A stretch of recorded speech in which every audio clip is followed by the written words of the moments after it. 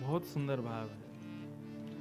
अभी तक हम लोग ये रोज कुंज निकुंज निभृत निकुंज की लीलाएं हम सुनते हैं। अब चलें निभृत निकुंज में। अभी निभृत निकुंज की जो स्थिति है ये सबके स्थिति में आने वाली नहीं है, लेकिन यदि आ जाए तो परम सुखकारी है। ठाकुर जी और श्यामा जू निरंतर गोलोक धाम में भी लीला करते हैं, सदा उनकी गोलोक में लीला होती है। तो ब्रज में हम आप सब पर कृपा करने के लिए उसी गोलोक धाम का सबसे सौंदर्य पूर्ण जो रूप है वृंदावन, उसको ठाकुर जी ने पृथ्वी पर प्रकट किया। तो एक दिन अष्टदल कमल के सुंदर सेज पर श्री किशोरी जी सोई हैं और श्री ललिता जू किशोरी जी के चरणों को अपनी गोद में रख करके बैठी हैं और उसी समय ठाकुर जी का वहां आगमन होता है। अब इस भाव को हमारे हरिदास जी संत कितना सुंदर इसका वर्णन करते हैं। अब देखो ये निभृत निकुंज की लीला है, इसको आप आंख खोल के सुन ही नहीं पाओगे। यहाँ तो नेत्र बंद करने पड़ेंगे, विचार करना पड़ेगा, ध्यान धरना पड़ेगा, कैसो भाव कैसो रूप। और जो नित्य निभृत निकुंज की उपासना के आदि हैं उनके लिए तो ये अत्यंत मधुर लीला है, इसलिए बहुत भाव से सुनिएगा। चपात चपुरत सेज पर बिहारिने दास मुख मोन, थोड़ी सो एड़ी लगी सुख समुझत है कौन। ये हमारे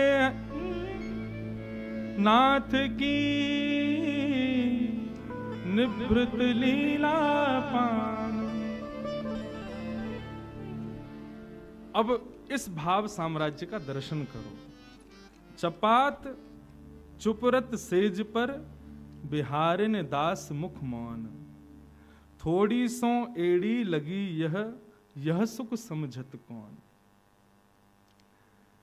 श्री जी अष्टदल कमल के सेज पर सोए हैं और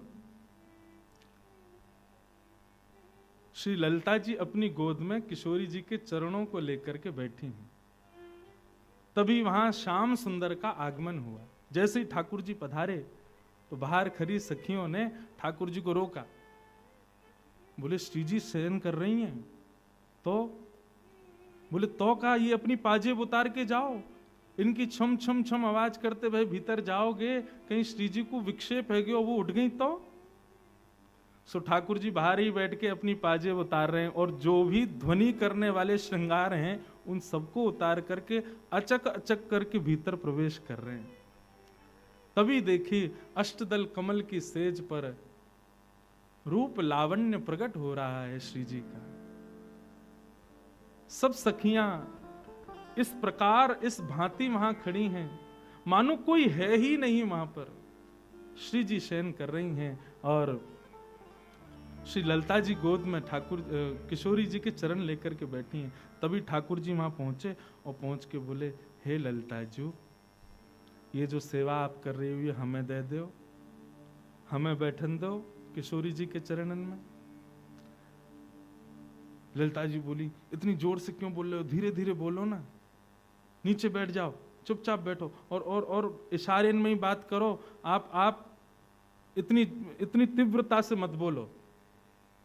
ठाकुर जी बोले, इतने धीरे बोलवे से कहा श्रम होगा, श्री जी उठ जाएंगे। बोले श्री जी उठेंगे ये तो बहुत दूर की बात है, आप बोल रहे हो तो आपके मुख से निकलने वाली उष्णता श्री जी के चरण को स्पर्श करेगी तो हमारी श्री जी को श्रम है जाएगा। और तभी ललिता जी ने दिखाया कि श्री जी का वह भाग जहां ललिता जी और ठाकुर जी बैठे थे आपस में चर्चा कर रहे थे, उतने भाग में हल्की सी लालिमा प्रकट हो गई उष्णता की वजह से। ठाकुर जी ने जब उस लालिमा को देखा तो ठाकुर जी कहने लगे, बोले तो फिर ये सेवा तो हम कभी नहीं कर पाएंगे। क्यों?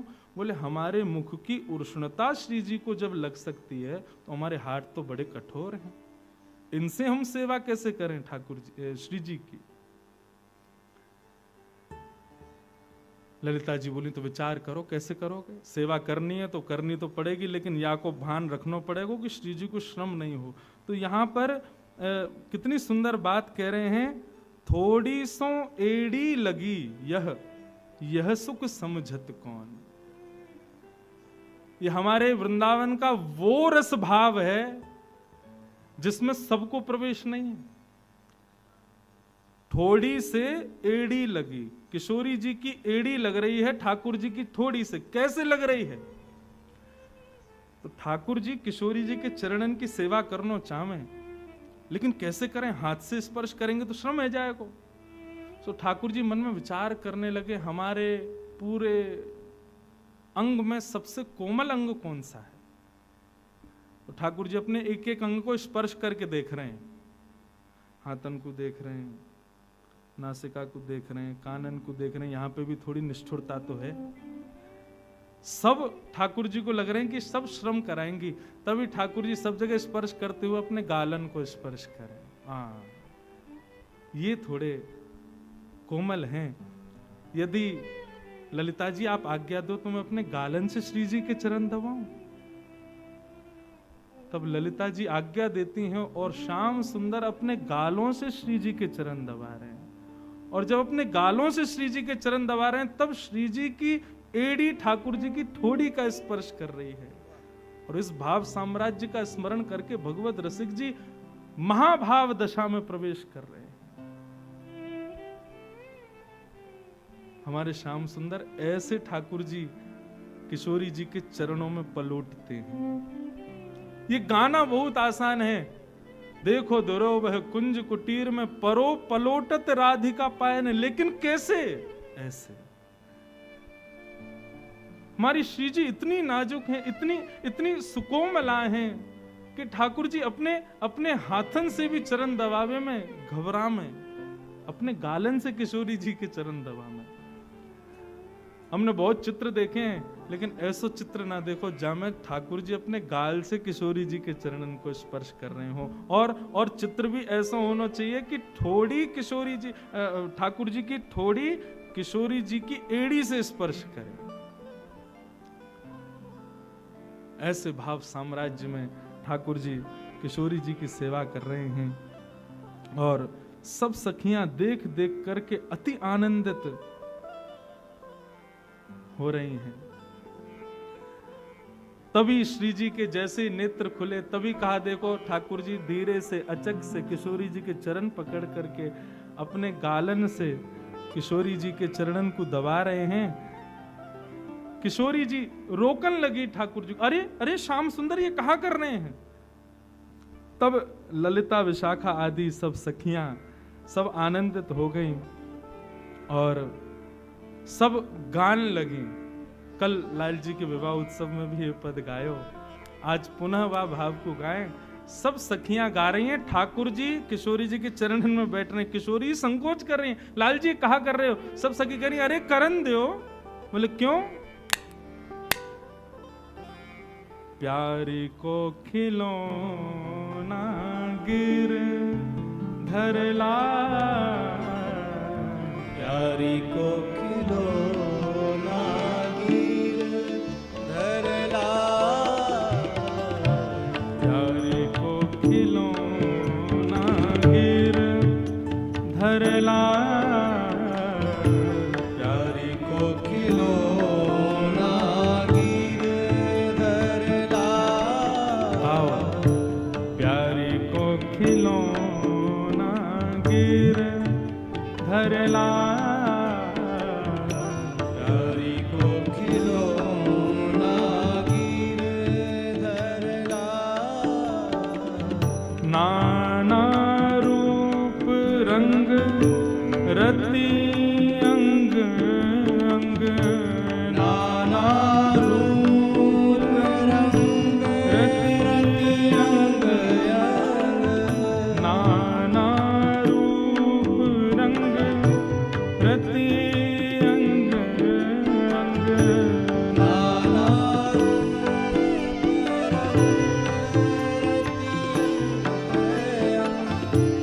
अति रस रसिक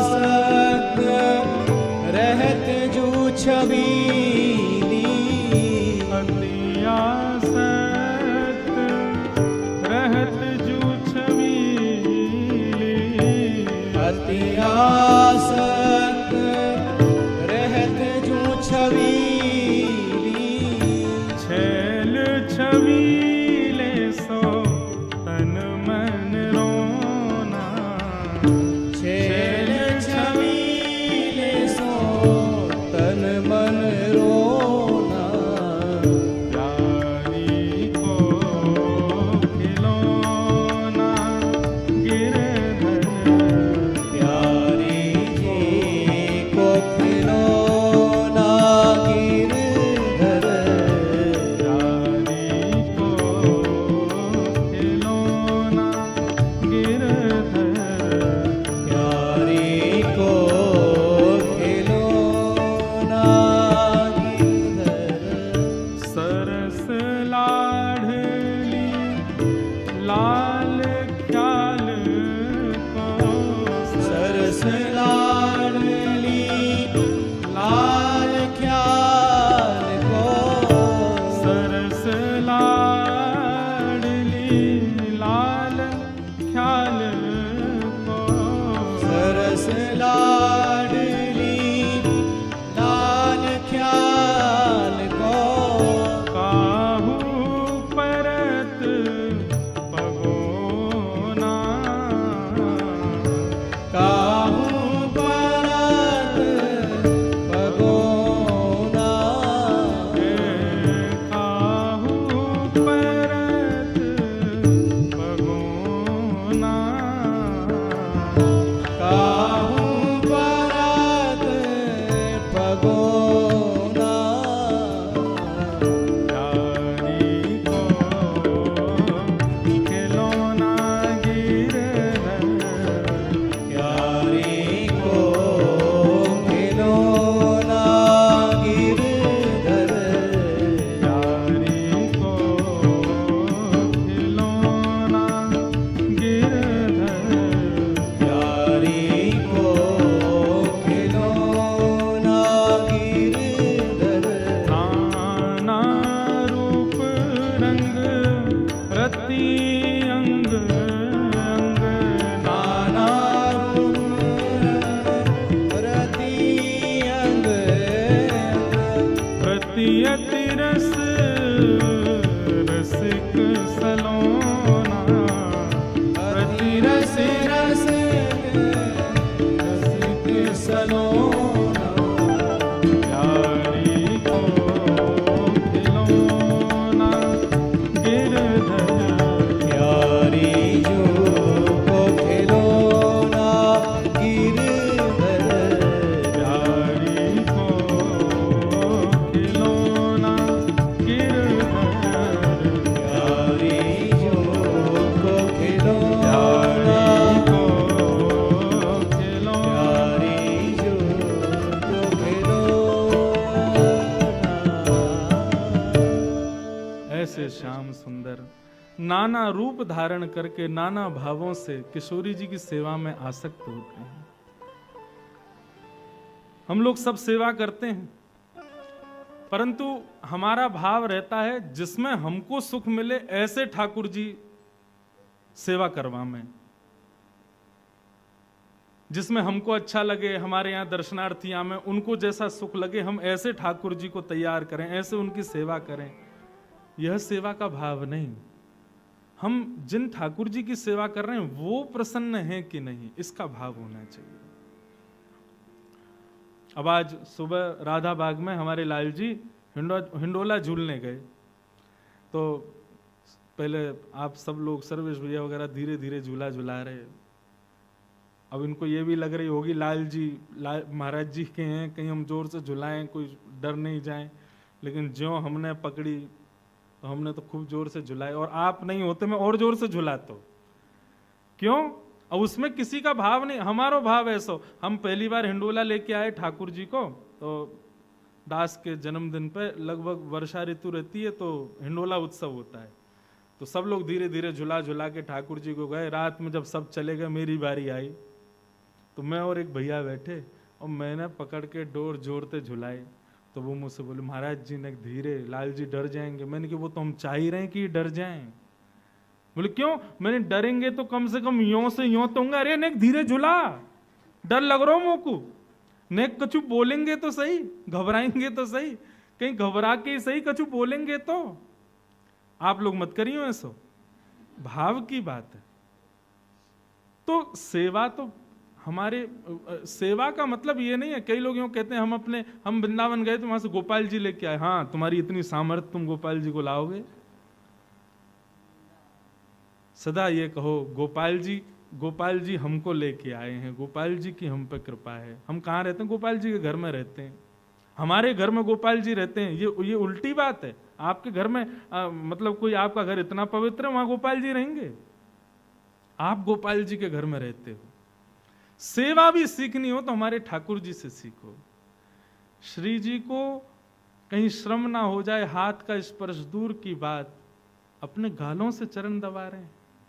ये भाव तो मैंने भी पहली बार ही सुनो कि ठाकुर जी अपने, और ये भाव स्पष्ट नहीं था, वहां पर लिखा है कि एड़ी से थोड़ी छुभ रही है, इस भाव को कोई समझ नहीं पा रहा है। ये भाव ऐसे है कि ठाकुर जी जब गाल से किशोरी जी के चरण दबा रहे हैं, तब किशोरी जी की एड़ी ठाकुर जी के ठोड़ी का स्पर्श कर रही है।